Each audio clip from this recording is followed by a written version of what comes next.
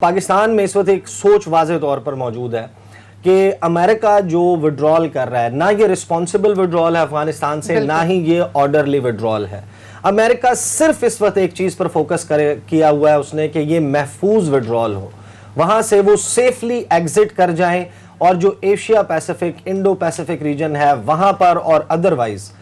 America जो है उसने हदफ अपना रखा है चीन को काउंटर करने के लिए वो अपनी तमाम तवानाइयाँ सर्फ करना चाहता है। अभी आपको पता है कि गुज़श्ता चंद रोज़ में एक बड़ी डेवलपमेंट हुई, जो इनका 7th फ्लीट है उसका एक aircraft carrier along with several other naval vessels, उनके कॉर्वेट्स, वो उन्होंने आकर जो फ्लीट 5 है बहरीन में उनको ज्वाइन किया है और उसका मकसद भी यही है कि यहाँ से सेफली इस विड्रॉल को यकीनी बनाया जा सके। अब उनके अफगानिस्तान में ऑप्शंस एग्जैक्टली क्या होंगे, जाहिर है कि ये इतनी फ्लूइड सिचुएशन है कि इसमें हतमी तौर पर कुछ नहीं कहा जा सकता। वो तो जाहिर है कि कोशिश कर रहे हैं कि किसी ना किसी जगह पर उनको एक ऐसा मकाम ज़रूर मिल जाए कि अगर अमेरिकन इंटरेस्ट को वहाँ पर सेफ गार्ड करना है अफगानिस्तान में जाकर, उसको मुमकिन बनाया जा सके। ईसा नकवी साहब, अब थोड़ा अफगानिस्तान से मामला मशरकी साइड पे ले आते हैं। ये बताएं कि बैकडोर से मुतल्लिक अब फिर इतलात आना शुरू हो गई हैं, कोई ट्रैक 2 चल रहा है, कोई बैकडोर चल रहे हैं, कोई कश्मीर वाली साइड पे जहां 24 तारीख को एक उसे एपीसी तो नहीं कहा जा सकता लेकिन चलें वो एपीसी उसको क्लेम कर रहे हैं, वहां पर क्या सूरत हाल हो रही है? क्योंकि आज के इजलास में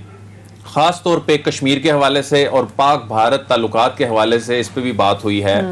तो ये जो बैकडोर वाला मामला है, गुज़श्ता 2-3 दिन से इस पे काफी ज्यादा बात हो रही है, इस पे आप क्या कहेंगे? ये कब से चल रहे हैं? अच्छा देखें, ये जो बैकडोर की बात होती है, पहली बात तो ये कि बैकडोर इस तरह पब्लिक डोमेन में तो होता ही नहीं है कि जिसके हवाले से कोई तस्दीक मौजूद हो।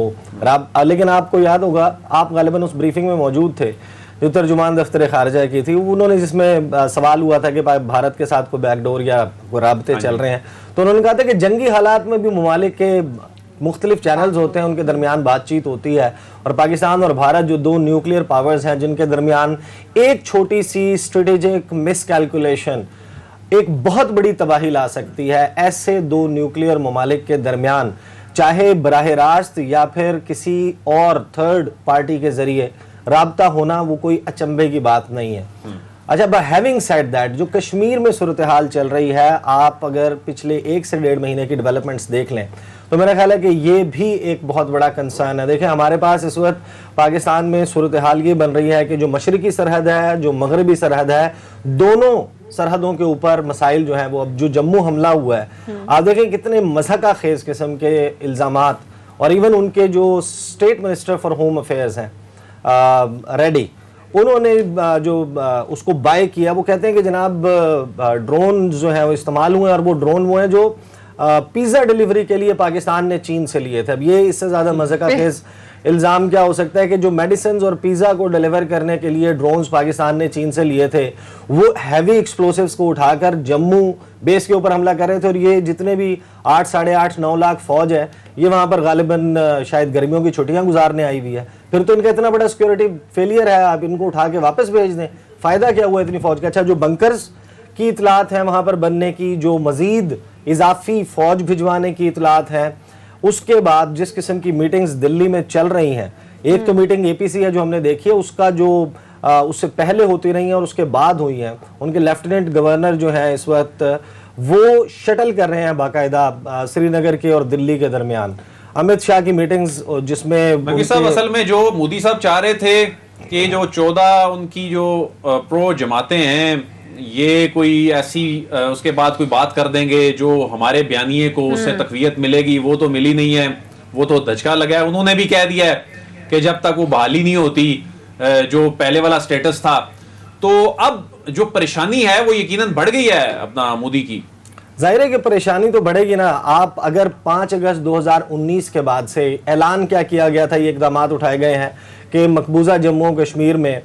प्रॉस्पेरिटी आएगी, वहाँ पर डेवलपमेंट होगी, वहाँ पर लोग आहिस्ता आहिस्ता इसको स्टेटस को तस्लीम कर लेंगे। बट द फैक्ट कि वहाँ पर उतनी ही फौज मौजूद है, बल्कि इजाफी दस्ते लाए गए हैं, इसका मतलब यह है कि वहाँ पर मौजूद लोगों ने इस नई सिचुएशन को एक्सेप्ट नहीं किया। अगर वो तस्लीम कर लें और मामलात बिल्कुल दुरुस्त हो जाएं, फिर वहाँ पर फौज रखने की जवाज़ कोई वजह समझ नहीं आती। फौज वहां पर है, मजीद भिजवाई जा रही है। इसका मतलब एक बात तो तय हो गई कि जो पॉलिसी लेकर आए थे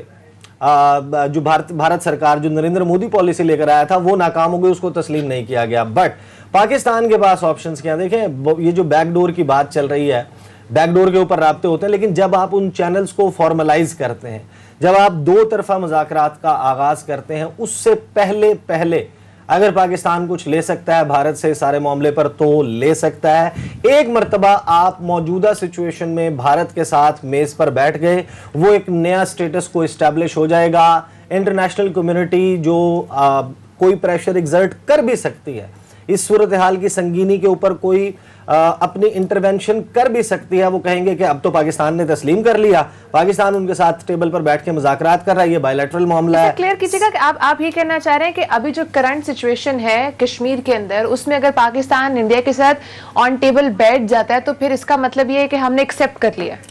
एक्सेप्ट इन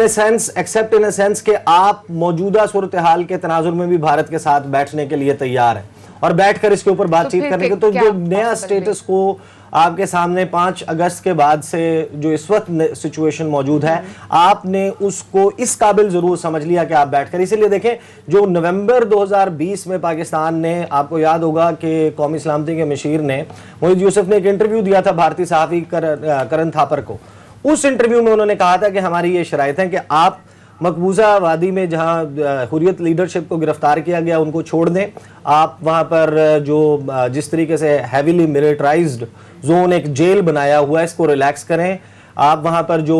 उसका ऑटोनमस स्टेटस है, 5 अगस्त के इकदाम हैं, उनको रिवर्स करें। जिस तरह जाली तरीके से डोमिसाइल सर्टिफिकेट्स बांट कर वहां पर हिंदुओं की, पंडितों की आबादकारी की जा रही है, वादी में लाने की कोशिश की जा रही है, आप इन इकदाम को रोकें तो हम पाकिस्तान आपके साथ बात करने के लिए तैयार है। ये पाकिस्तान प्री कंडीशंस ना हुई तो हम नहीं बैठेंगे। अब देखें ना नकवी साहब, मारिया, ये देखें कि जो इनकी हर मर्तबा वो जो 6-7 सीटें वो जो हिंदू अक्सरियत वाले इलाकों से रह जाती हैं ना, अब ये उनकी जो कॉन्स्टिट्यूएंसीज हैं वो तब्दील करके ये 6-7 का मार्जिन निकालना चाहते हैं कि वहां पर जो क्योंकि वहां हुकूमत बेशक उनके कठपुतली की बने, वो होता मुसलमान ही है, तो ये अब ये जो डेमोग्राफिक चेंजेस और ये सारी बातें हैं ना, उस पर वो कर रहे हैं। जहां तक ताल्लुक है ना बैकडोर का, और आपने जो नकवी साहब से पूछा भी कि बैठना जो है क्या उनका जो अपना मौकफ हारना है, या देखिए बैकडोर का मकसद ये है, अच्छा, जो ज्यादा से ज्यादा आप टेबल पर बैठने से पहले गेन कर लें। जब आप बैठ जाते हैं ना, फिर आपके पास मार्जिन बड़ा कम रह जाता है। तो जितना आप बैकडोर में उनको मजबूर कर लें, या जितना, क्योंकि इस वक्त वो प्रेशर में भी बहुत ज्यादा है, वो दुनिया को दिखा नहीं पा रहे, जो भी ड्रामा उन्होंने 24 जून को भी किया है, तो अब वो जो प्रेशर उन पर यकीनन है, और बैकडोर में भी अगर ज्यादा से ज्यादा पाकिस्तान गेन करने में, जितना गेन करना है यही करना है, उसके बाद जब बैठ जाएंगे उसके बाद तो फॉर्मलाइज होनी है चीजें।